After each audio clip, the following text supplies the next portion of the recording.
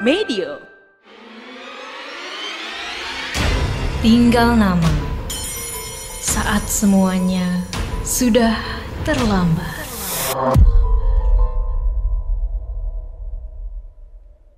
Cari hiburan edukatif buat anak? Dengerin aja podcast Dongeng Pilihan Orang Tua di Spotify.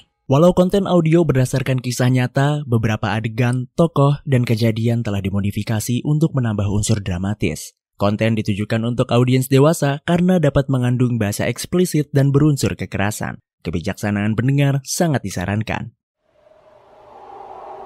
Dunia menyimpan misteri yang tak henti-hentinya membuat kita geleng-geleng kepala. Selamat datang di Ganjal, terinspirasi dari kisah nyata yang ada di sekitar kita. Selamat menyelami dunia yang ganjil dan janggal. Jika perampok seringkali menggunakan aksi kekerasan disertai senjata tajam, nah, yang ini beda nih. Aladin Banwali, sosok perampok ternama era 60-an asal Tanah Minang ini dikenal sakti karena mampu menghilangkan diri. Tapi Aladin perampok bukan sebarang perampok. Hasil rampokannya malah ia bagikan ke orang-orang. Kok bisa? Jadi begini ceritanya. Tak ada apa-apa di rumah. Tak ada uang juga untuk bersekolah. Aku harus merantau supaya bisa makan dan melanjutkan hidup. Bermodalkan nekat, pada tahun 1950, Aladin pergi merantau dari Tanah Minang ke Pekanbaru sebab ia tak ada uang untuk lanjut bersekolah. Disinilah Aladin mengenal ilmu hitam yang kemudian akan menjadi senjata utamanya. Bajingan! Sampah! Kemari kau! Hidup! Aku harus hidup! Aku tidak boleh ditangkap! Aku harus hidup! Hah? Kemana dia? Jangan harap kau bisa kabur! Dia sudah pergi. Pekanbaru sudah tidak aman. 9 tahun kemudian, ia mencoba mengubah hidupnya dengan merintis bisnis di berbagai kota besar di Sumatera. Naas, bisnisnya tak ada yang bertahan lama. Aladin justru kembali merampok hingga akhirnya dijebloskan ke penjara. Sampah! Mati kau! Hidup! Aku harus bertahan hidup!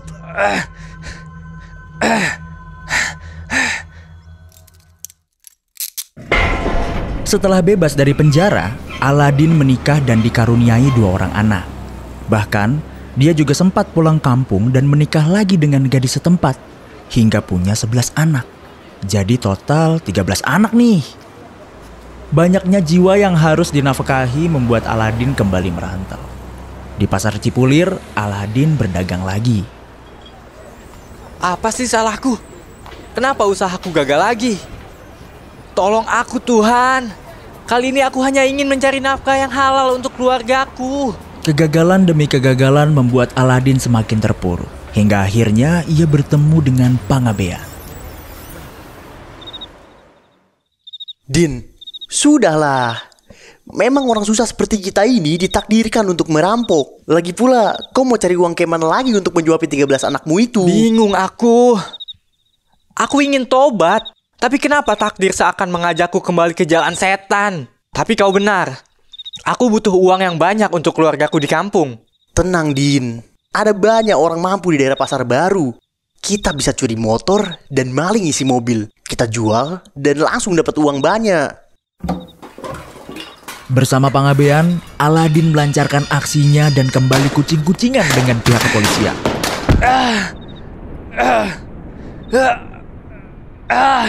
Aladin jatuh tersungkur karena tembakan polisi di betisnya dan diseret ke penjara Glodok selama 6 bulan. Selepas dari penjara, Aladin nekat pergi menemui Gubernur Jakarta saat itu, Ali Sadikin. Aladin mengakui kesalahannya dan meminta pekerjaan. Tolong saya, Pak. Saya sudah tidak punya apa-apa. Tapi keluarga saya menunggu di kampung. Saya akui kesalahan saya, Pak. Saya ingin bertobat. benar kamu ingin bertobat, Aladin? Sungguh, Pak. Saya mencuri karena usaha saya terus gagal. Tolong saya, Pak. Kalau benar kamu ingin bertobat, saya tolong kamu. Ada proyek pembangunan Pasar Senen. Kamu bisa bantu jaga keamanan di situ. Kamu harus janji sama saya. Kalau kamu merampok lagi, tidak ada kesempatan kedua buat kamu. Aladin menjalani hidup barunya sebagai anggota keamanan di Pasar Senen. Tetapi semakin hari ia semakin melihat betapa ketimpangan sosial benar-benar nyata di sana. Bisa-bisanya. Pantas saja orang miskin akan selalu miskin. Ternyata uang-uang milik negara dilarikan ke pembangunan gedung-gedung ini. Meski hatinya mendidih dalam amarah, ia berusaha menahan dan tetap menjaga Pasar Senen selama 4 tahun lamanya.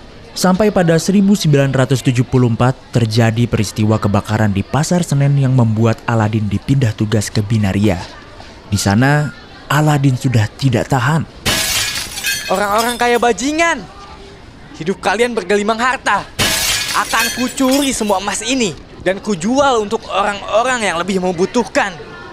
Dengan cepat, Aladin langsung jadi buronan utama. Tetapi ajaibnya, polisi tidak bisa menangkap Aladin karena kemampuan saktinya. Aksi Aladin tak berlangsung lama. Aladin yang sudah merasa lelah menyerahkan diri secara sukarela ke kantor polisi dan segera diadili.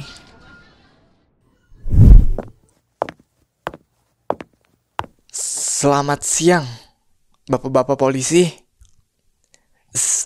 Saya Aladin.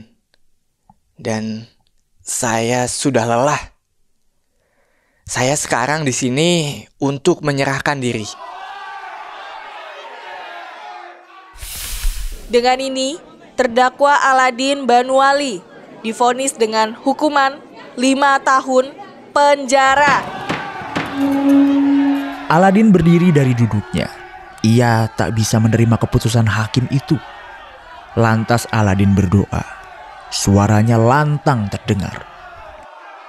Ya Tuhan, kalau hukuman ini adil buat saya menerima. Tapi kalau ini tidak adil, tolong bebaskan saya. Tak ada yang mengerti maksud dari doa Aladin pada saat itu. Tanpa ada yang menyadari, konon Aladin perlahan menghilang dari kerumunan. Loh, kemana Aladin? Kenapa dia menghilang? Berita Aladin menghilang jadi buah bibir masyarakat. Setelah berkali-kali menghilang dan menyerahkan diri, Aladin dipindahkan ke Bukit Tinggi. Di sana, ia dijenguk oleh Ismail Saleh, Menteri Kehakiman Indonesia pada saat itu. Sudahlah Aladin, lepaskan semua amarah dalam dirimu itu.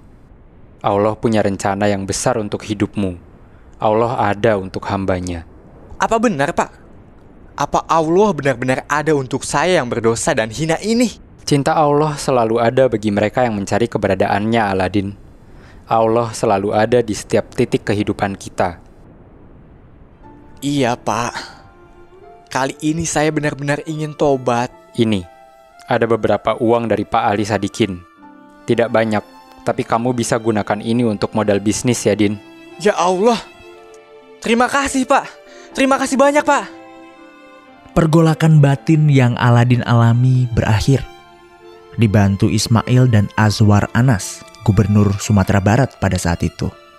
Aladin pun bertobat. Sejak saat itu, Aladin menjadi orang sukses dan taat beragama. Aladin mengabdikan diri untuk desanya. Bahkan ia menjadi pengurus masjid dan kepala suku sampai pria itu mengembuskan napas terakhirnya pada tahun 2014. Kisah hidup Aladin pun diabadikan dalam novel berjudul Pasrah. Semoga perjalanan hidup Aladin menjadi pembelajaran bagi kita semua. Bahwa selalu ada kesempatan bagi mereka yang mengakui kesalahan dan bagi mereka yang mau berubah. Sampai jumpa di episode ganjil berikutnya untuk cerita ganjil dan janggal berdasarkan kisah nyata yang ada di sekitar kita. Jangan lewatkan episode Tinggal Nama selanjutnya. Saat semuanya sudah terlambat, yang tersisa hanyalah tinggal nama.